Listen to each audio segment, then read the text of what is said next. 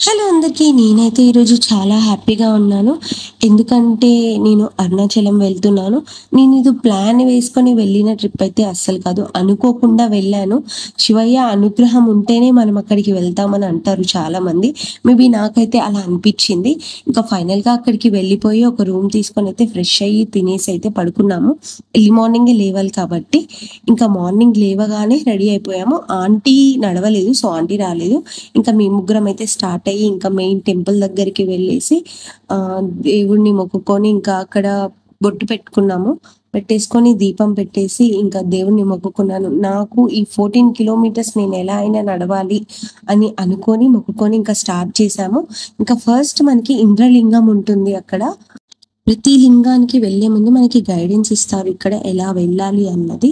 ఆ తర్వాత మనకొచ్చేసి అగ్నిలింగం ఉంటుంది. ఇది మనకి సెకండ్‌ది. ఇది దాటుకొని వెళ్ళాక యమలింగం ఉంటుంది. యమలింగం అనేది మనకి థర్డ్‌ది ఉంటుంది. సో, ఆ తర్వాత నైరుతి లింగం ఉంటుంది. నైరుతి లింగం ప్రతి దేవుళ్ళని మనం దర్శించుకొని దాటాలి.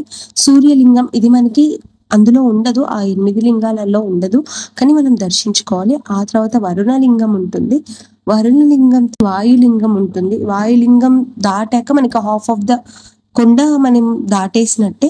ఆ తర్వాత చంద్రలింగం ఉంటుంది. సూర్యలింగం, చంద్రలింగం అనేది మనకి ఈ 8 లింగాల దాంట్లో ఉండదు.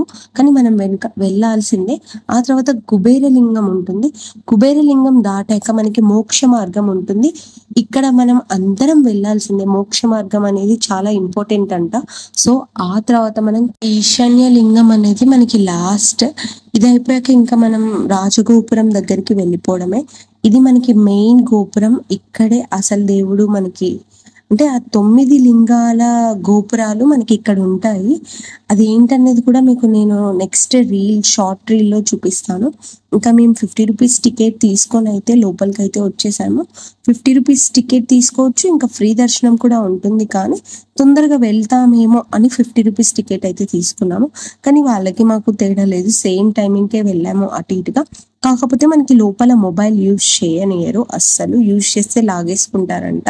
సో, నేనింకా ఇక్కడి వరకే మీకు చూపించగలుగుతాను. అంతకు మించి అయితే చూపించలేను. ఇంకా ఫైనల్‌గా శివయ్యని చూసుకొనైతే హ్యాపీగా వెళ్ళిపోయాము.